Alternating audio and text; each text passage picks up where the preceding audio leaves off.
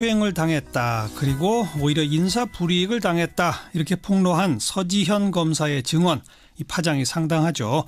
더불어민주당의 박영선 의원은 SNS에 늦었지만 올 것이 온 것이다. 이런 글을 남겼네요. 국회 법사위원장도 지낸 바가 있었죠. 박영선 의원의 목소리 직접 들어봅니다. 안녕하세요. 네, 안녕하세요. 올 것이 온 것이다. 무슨 뜻입니까? 원래 이제 제가 법사위에 있을 때, 네. 검사들, 그러니까 검찰 쪽에서 그런저런 소문들이 좀 돌아다녔었습니다. 예. 그런데 저는 그냥 설마 했었던 거죠. 예. 설마 했었던 건데, 그 소문이 사실이었다라는 것을 제가 어제 확인하고, 예. 참 여러 가지로 착잡한 심정이 들어서, 예. 제가 고흐의 꽃게 그림을 다시 한번 꺼내서 봤습니다. 그 그림은 네. 어떤 그림이죠? 그 꽃게 두 마리가 있는데요. 고흐가 한 꽃게는 뒤집어진 꽃게, 그리고 한 꽃게는 정상적인 꽃게를 그린 그 그림인데, 예. 거의 이제 말년에 그린 그림이거든요. 예. 근데 꽃게가 뒤집어졌다는 것은, 이것은 사실 죽음을 의미합니다. 왜냐하면 자기 혼자 바로 잡을 수가 없죠. 그렇습니다. 예. 꽃게는 자기 혼자 바로 잡을 수가 없기 때문에. 그러나 저는 검찰이 이렇게 뒤집어진 꽃게의 형태를 보여서 국민들에게 실망을 많이 줬지만, 그러나 복원력이 있기를 늘 소망하는 마음으로 예. 그렇게 생각을 하고 왔었는데, 예. 과연 우리나라 검찰은 그 복원력이 없는 검찰인가라는 생각을 다시 한번 하게 된 거죠. 네. 예. 근데 아까 법사위 계실 때부터 그런 소문이 검찰에 돌았다라고 하셨잖아요. 네네. 검찰 조직이 좀 이런 성추행, 성폭행, 이런 문제에 대해서 제대로 외부로 안 알려지는 그런 조직인가요? 우리나라가 이제 검찰이 기소권도 갖고 있고 수사권도 가지고 있지 않습니까? 예. 그리고 실질적으로 검찰이 하는 일 중에 하나가 이런 성추행범을 잡는 일인데요. 당연하죠. 잡을 때는 아주 날카로운 칼을 들이대죠. 예. 그런데 자신들의 잘못을 다시 이제 그것을 수사를 해야 된다든가 이런 상황이 오면, 예. 지금까지 우리나라의 검찰은 수사권과 기소권을 동시에 갖고 있기 때문에 네. 어느 다른 기관에서 이것을 범접하기가 굉장히 힘들어지는 거죠. 예. 그러니까 그냥 덮을 수가 있는 거죠. 예. 경찰이 뭐라고 하면 조용히 해. 이렇게 되면 그냥 들어가야 되는 거고요. 네. 검사들 스스로도 예를 들면 검사를 감찰하는 감찰 기능이 지금 이제 제대로 작동하지 않고 있는 거죠. 예. 왜냐하면 어제 내용을 보면 당시에 이문정 검사가 이 감찰을 제대로 해야 되는 거 아니냐 그랬더니 피해자가 아무 소리도 안 하는데 뭐하러 이걸 하느냐, 이제 이렇게 해서 이게 무마가 됐다는 내용이지 않습니까? 피해자 가만히 있는데 왜 들쑤시냐 이랬다는 거죠. 그렇습니다. 예. 네네. 그러니까 스스로 자정 능력이 없는 거죠. 지금 현재의 이 시스템대로 그대로 간다면. 예. 그러면 여기서 주는 메시지는 무엇이냐?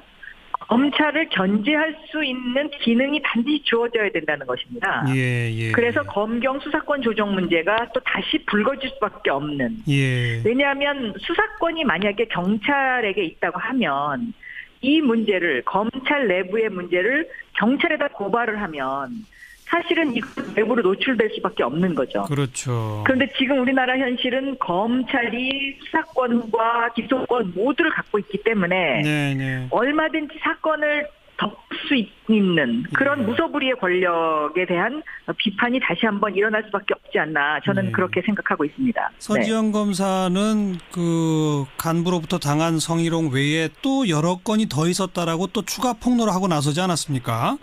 네. 그런 걸로 봐서 이 검찰 조직이 사실 여검사들이 배출되기 시작한 지도 그렇게 오래되지 않았고 남성 위주의 권력 상하 관계가 엄격한 이런 조직의 특성 같은 것도 분명히 작용하지 않았을까요? 그렇습니다. 네. 지금 현재 그 여검사 중에 가장 이제 그 높은 지위에 오른 검사가 검사장 딱 한 명 있는데요. 예.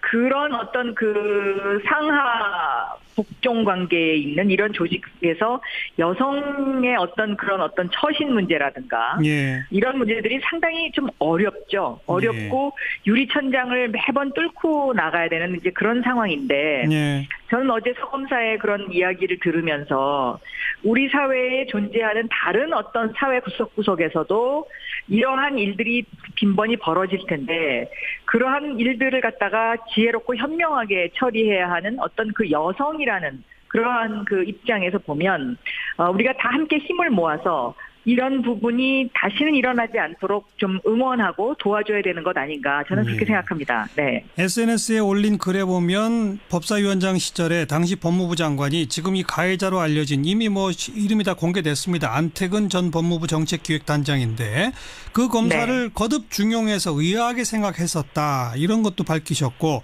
또 지금 네. 그 뭔가 진실을 밝히려고 했던 임은정 검사 법안 심의 네. 때 뭔가 할 말이 있는 눈으로 나를 응시하곤 했다. 이런 글도 쓰셨는데 확실히 낌새가 그랬습니까?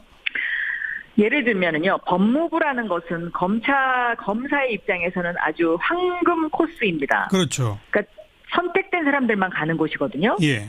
그런데 그 당시에 법무부 장관도 그랬고 그 후임 법무부 장관도 그랬고 이분을 굉장히 끼고 돌았습니다. 예. 그러니까 법무부의 주요 직책 국장 자리를 3번을 했습니다. 예. 이거는 굉장히 찾기 힘든 일입니다. 그래서 제가 그 당시에도 도대체 이분의 뒤에는 뭐가 있길래 계속 이 사람을 이렇게 중용을 하는 걸까라는 의문이 좀 있었고요. 예.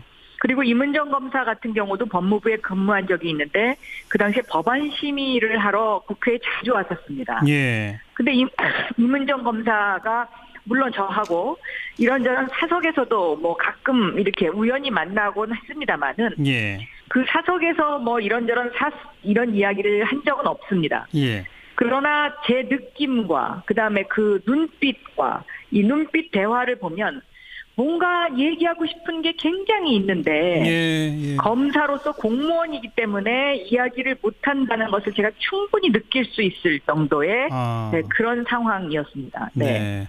그리고 그 안태근 전 검사, 그 다음에 왜 피해자 가만히 있는데 들쑤시냐 이렇게 호통을 쳤던 사람은 현재 자유한국당 최교일 의원으로 밝혀졌는데 두 분 다 전혀 그런 사실 없다, 기억이 나지 않는다, 뭐 이런 반응이에요. 그건 어떻게 보세요?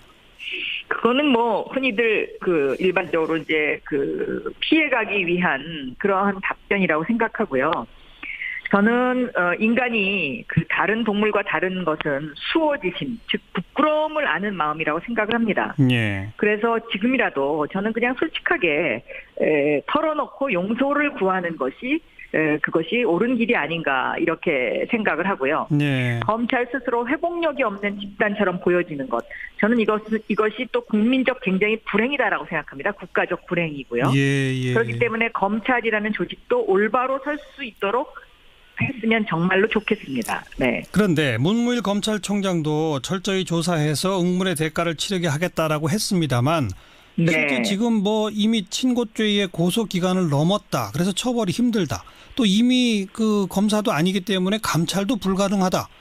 이거 뭐 어떻게 되는 겁니까? 그런 법적인 문제가 있다고 생각합니다. 왜냐하면 이것이 제가 보기에는 7, 8년 전의 일일 테니까요. 예. 그러나 저는 그렇기 때문에 오히려 저는 그냥 진솔한 마음으로 사죄하는 것. 네. 그것이 제일 뭔가 이 사건을 해결할 수 있는 방법이 아닐까 생각하고요. 예. 이 사건을 계기로 해서 저는 검찰이 좀 새로 거듭났으면 좋겠습니다. 물론 요즘 이제 그 검찰이 어떤 명예회복을 위해서 또 열심히 하려고 한다는 것은 잘 알고 있습니다. 예. 그런데 지금 현재의 검찰에 주어진 권력이 너무 과도하기 때문에 네. 자칫 오만해질 수 있고 또 지나치게 그 권력형의 구조를 가질 수밖에 없는 이런 구조. 예. 이것을 빨리 고쳐야 되는 것 아닌가. 알겠습니다. 그리고 국민들이 여기에 힘을 실어줘야 되는 것 아닌가. 저는 그렇게 생각합니다. 그렇죠. 검찰 개혁으로 연결돼야 한다 이 말씀이고. 네. 오늘 전화 연결된 김에 인공지능 AI 로봇 소피아라고 있잖아요. 그렇습니다. 예. 어디서 만든 거죠? 현재는 홍콩에 본사를 둔 그 회사에서 만들었는데요. 예. 그 회사 소피아가 뭐 어디서 만들었다라기는 그런 거보다는 제가 보기에는 인공지능이 과연 인간과 공존할 수 있는 것이냐. 예. 그리고 이 인공지능 로봇이 인간에게 해가 될 것이냐 아니냐. 예. 우리가 인간이 할 수 있는 그런 어떤 직업을 뺏어가는 것이냐 아니냐. 예. 뭐 이런 쪽에 제가 관심이 상당히 있어서 예. 이 로봇을 초청을 했습니다. 소피아를. 그래서 한국에 왔다면서요? 네, 한국에 왔고요. 그리고 제가 한복 이제 입고 우리 박영선 의원하고 대화를 했던데. 맞습니다. 예. 대화해보니까 몇 살짜리하고 얘기하는 것 같았어요? 이 로봇이 만들어진 것은 뭐 2년밖에 되지 않았지만 예. 성인이라고 해야겠죠. 왜냐하면 이 로봇은 학습하는 대로 이야기하는 것이니까요. 예. 그래서 제가 지난해 7월 달에 로봇 기본법이라는 것을 발의를 했는데요. 예. 이 로봇 기본법의 핵심 어젠다가 전자적인 인격체로서의 예우를 해줄 것이냐 말 것이냐의 문제입니다. 네. 근데 이게 왜 중요하냐? 앞으로 자율주행차가 다니지 않습니까? 그러면 이 자율주행차가 사고를 냈을 경우에 이걸 어떻게 할 거냐? 예. 이런 것에 대한 법적 대비가 필요하거든요. 예. 그런데 만약에 전자 인격체로 인정을 하게 되면 보험 가입이 가능해집니다. 그러니까 이 법 해석을 어떻게 하고 법의 규정을 어떻게 두느냐에 따라서 이 인공지능 로봇이 알겠어요. 산업에 미치는 영향이 굉장히 큰 거죠. 그건 좀 고민해야 할 주제고. 네네. 아무튼 대화할 만하시던가요? 대화는 할 만합니다. 그리고 그 대화를 통해서 예. 느끼는 것도 많습니다. 제가 네. 느낀 것은요. 우리가 로봇 하면은 뭔가 약간 무섭고 섬뜩하고 우리가 또 로봇한테 공격을 당하면 어떻게 될까 하는 그런 걱정이 있었습니다. 실제로 저도 그랬고요. 예.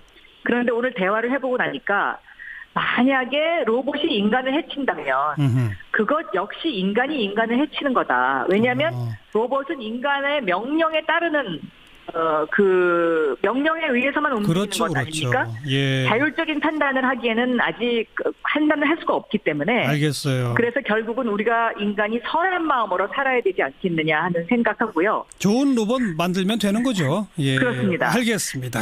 그래서 우리가 이 4차 산업혁명 시대에 네. 그런 어떤 전진기지가 되기 위해서 서울에서 이 명예 시민권을 주는 방안, 소피아 로봇에게 예. 이런 어떤 그런 좀 진취적인 생각을 해볼 필요가 있다. 저는 그렇게 생각하고 있습니다. 네, 고맙습니다. 네, 감사합니다. 더불어민주당 박영선